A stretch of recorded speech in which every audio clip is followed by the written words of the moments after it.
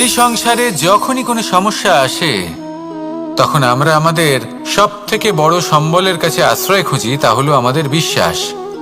এবার প্রশ্ন হলো এটাই যে এই বিশ্বাস কার উপর করা যেতে পারে? পরিবারের ওপর, বন্ধুর ওপর, নাকি তাদের ওপর বিশ্বাস করা উচিত যাদেরকে আমরা কখনো সঙ্গ দিয়েছি?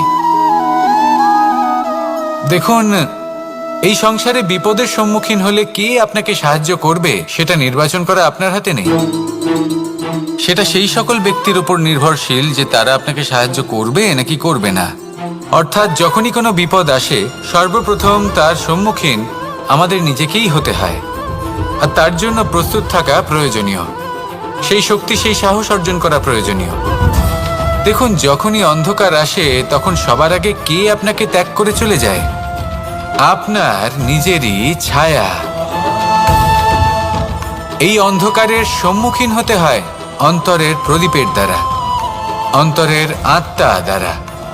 তবেই আপনি অন্ধকারের ওপর জয়লাভ করতে পারবেন। সেই জন্য যে বিপদই আসুক না কেন নিজেকে তার জন্য প্রস্তুত রাখা উচিত। সেই সাহস নিয়ে আসুন।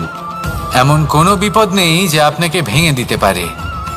আসুন আমার সাথে ভালোবেসে বলুন, রাধা রাধা।